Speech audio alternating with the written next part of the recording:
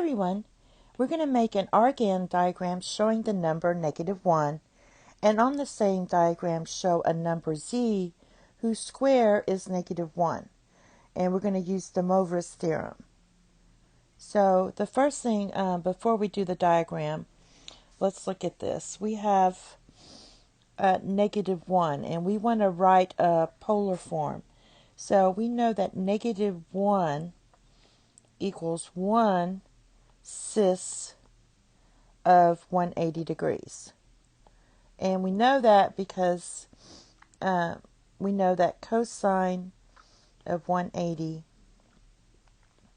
plus I sine of 180 equals -1, because this is -1 and this is 0.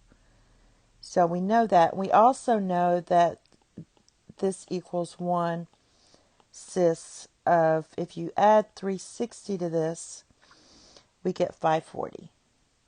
Now the reason we want to do this is because we're talking about the square, and that's going to give us the possible points for the Argand diagram. So then, since we know that, let's do square. So we're going to do z equals r cis of theta. That's this part. So we want to do c squared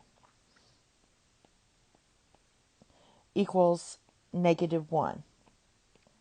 So r squared cis, because that's what they gave us, r cis of 2 theta, now I'm using my square, equals 1 cis of 180,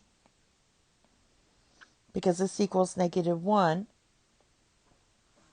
and r squared of cis of 2 theta equals 1 cis of 540.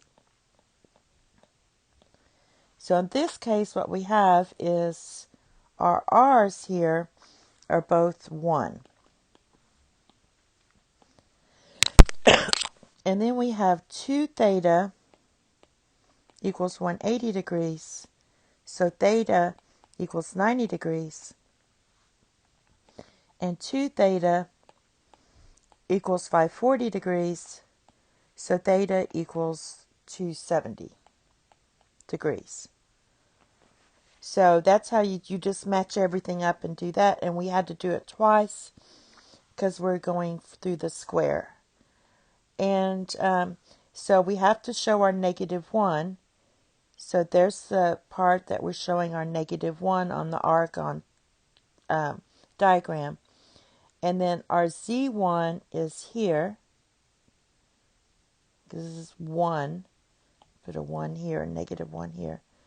And our z2 is here.